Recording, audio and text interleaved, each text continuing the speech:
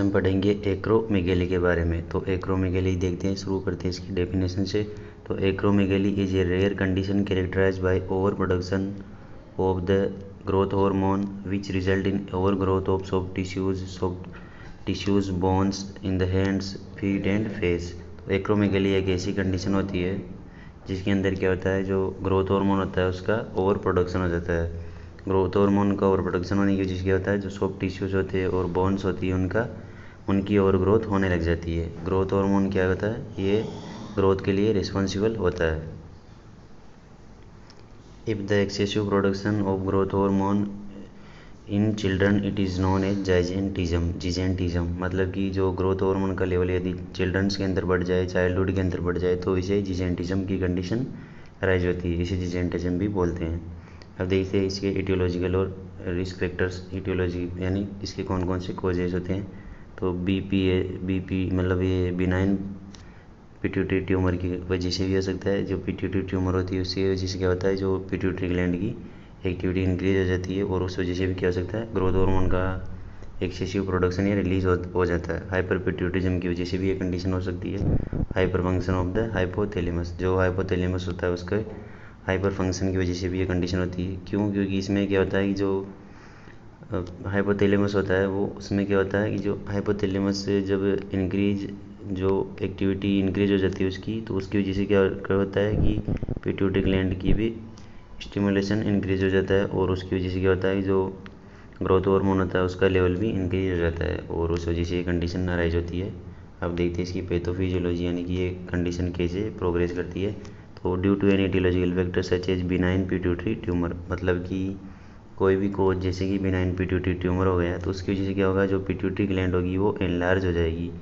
वो एनलार्ज होने की वजह से क्या होगा, जो पिट्यूटरी ग्लैंड से जो हार्मोन होते हैं जैसे ग्रोथ हार्मोन वो ओवर सिक्रीट होने लग जाएगा और ओवर ग्रोथ होने की वजह से क्या होगा, जो सॉफ्ट टिश्यूज़ और बोन्स होती है किसके अंदर, फेस फीट और हैंड के अंदर, उनका जो होता है वो एनलार्ज हो जाएंगे, वो उनकी और ग्रोथ हो जाएगी और उस कंडीशन को बोलते हैं हम एक्रोमेगेली।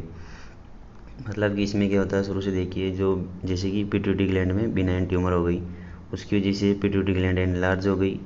एनलार्ज होने की वजह से जो ग्रोथ हार्मोन हो गया उसका ओवर सिक्रीशन हुआ और सिक्रीशन की वजह से और ग्रोथ हो गई सॉफ्ट टिश्यू की और बोन्स की, और उसको हम बोलते हैं एक्रोमेगेली कंडीशन।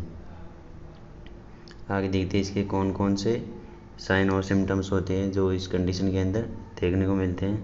तो देखते हैं ये कौन कौन से साइन और सिम्टम्स होते हैं। तो एनलार्जमेंट ऑफ फीट, जो पैर होते हैं वो बड़े हो जाते हैं क्योंकि उसके अंदर की बोन्स भी बड़ी हो जाती है।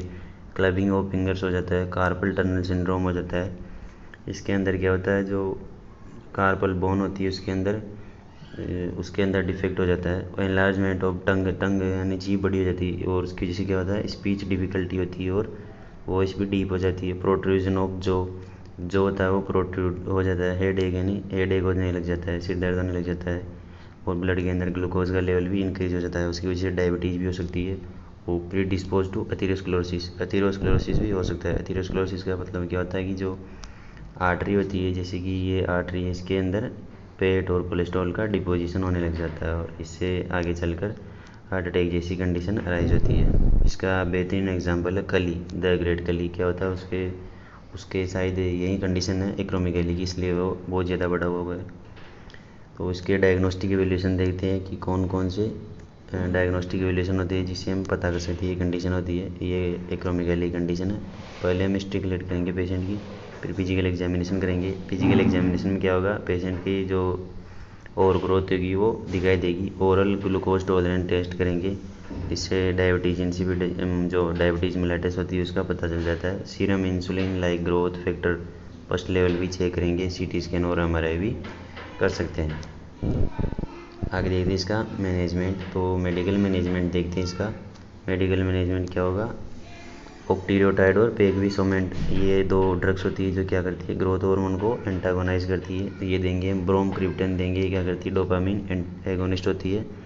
सर्जिकल मैनेजमेंट में हम क्या कर सकते हैं, हाइपोपाइसेक्टोमी और ट्रांसस्पिनोइडल हाइपोपाइसेक्टोमी। ये दोनों ऐसी सर्जरी है जिसके अंदर जो पिट्यूटरी ग्लैंड होती है उसको सर्जरी के थ्रू रिमूव करते हैं। नर्सिंग मैनेजमेंट क्या हो सकता है इसका, जो नर्स का रोल होता है क्या होता है, nurse should assess the patient for sign और सिम्टम्स, मतलब कि जो इस कंडीशन के साइन और सिम्टम्स होते हैं उसके लिए नर्स को पेशेंट को असेस करना है। ऑफ अब नॉर्मल टिश्यू ग्रोथ, जो टिश्यू ग्रोथ हो रही है अब नॉर्मल, उसके साइन और सिम्टम्स को असेस करना नर्स को। Nurse should evaluate changes in the physical size of the patient, जो पेशेंट की फिजिकल साइज होती है उसमें चेंज हो गया उसको इवेलुएट करना है अपने नर्स को।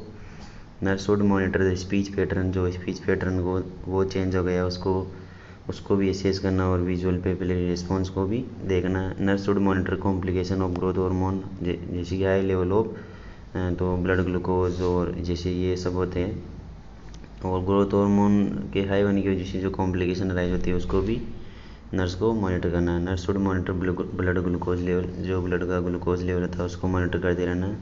और मेडिकेशंस प्रोवाइड करनी जो फिजिशियन के द्वारा प्रिस्क्राइब की गई है, जैसे पेगविसोमेंट, टॉक्टिरोटाइड और ब्रोमक्रिप्टन ऐसे मेडिसिन्स। और if hypophysectomy done then the post-operative care include elevate the head of patient, observe the patient for any sign of bleeding। तो यदि हाइपोपासेक्टोमी हुई है तो पेशेंट को क्या करना है, तो पोस्ट ऑपरेटिव कंडीशन जैसे कि हाइपोपासेक्टोमी हो गई है तो उसके बाद पेशेंट के हेड को एलिवेट कर देना है, थोड़ा सा उठा देना है, और ब्लीडिंग के साइन के लिए असेस करना है पेशेंट को। Instruct the patient to avoid vigorous coughing and sneezing to prevent CSF leakage, मतलब कि जो पेशेंट होता है उसको ऑपरेटिव सर्जरी, मतलब सब सर्जरी के बाद में उसको इंस्ट्रक्ट करना है कि वो बहुत तेज़ खांसे नहीं और चीखे नहीं, क्योंकि इससे क्या होता है CSF लीकेज होने का जो होता है वो चांसेस रहते हैं। Thank you.